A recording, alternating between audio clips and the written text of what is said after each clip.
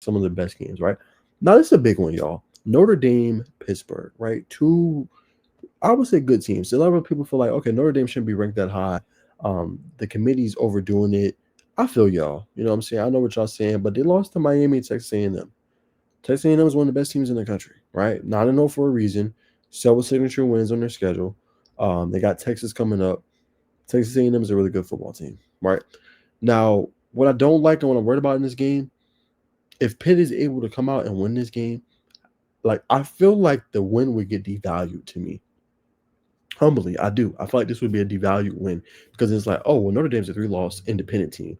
That win doesn't really matter, right? Now, I don't know the severity of how much it would even help Pitt, right? Maybe they move up to 18, maybe they move up to 17. And we've already had their, obviously, head coach came in and was like, and I'm paraphrasing, this game doesn't really matter, right? He's more so focused on the ACC, essentially, right? And I get it. Like, their thing is we got two more ACC games against two of the best teams we think probably in conference, even though Miami is out of the race for potentially ACC championship, 6% chance to win, right?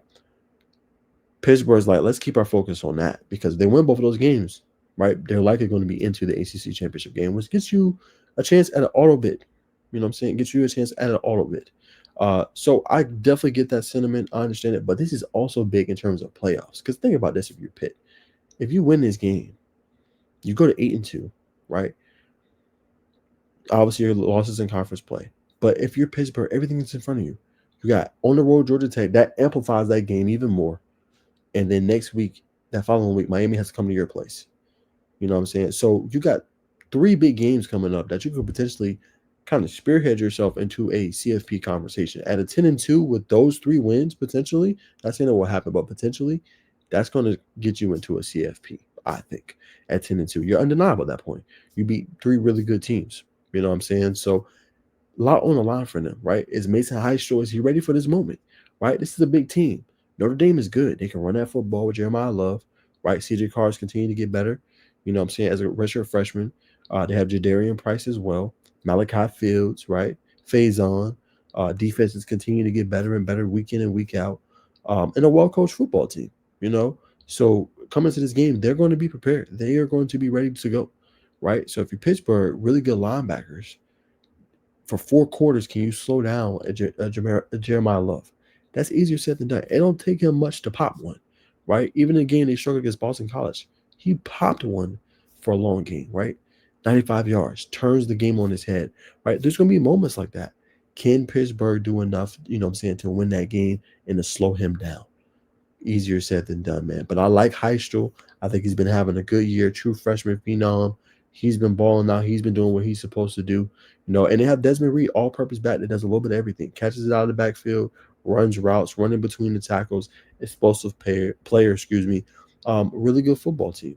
But for the love of the ACC, and again, I'm not biased. Like I said, I am a true Miami Hurricanes fan.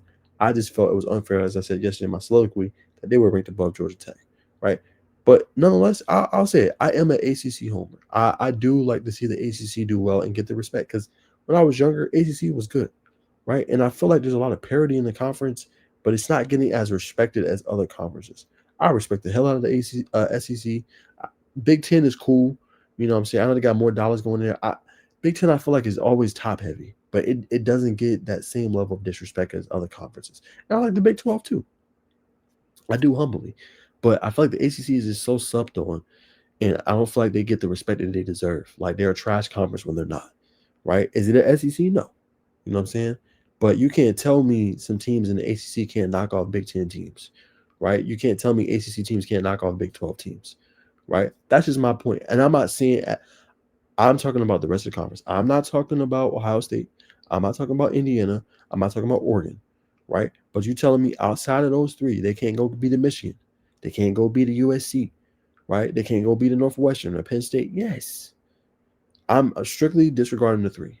So when I say that, I love to see them get their credit. So for that reason, I'm going with Pittsburgh. I think Pittsburgh can come out on top and win this game, and it should help them. We'll see to what degree that does, because even a win could harm them a little bit in terms of just, Notre Dame will be effectively knocked out of the college football playoff. They're not making it with 3 losses, humbly.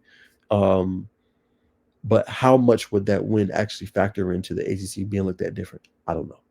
But I'm going Pittsburgh. I think they come out on top, get a big time victory, man. 8-2, and it heightens that game against Georgia Tech, especially if they're 9-1 on the year. A must-see game that I think if they win, that game will probably be on ABC. Must-watch TV between two elite ACC teams. But we'll find out. I'm going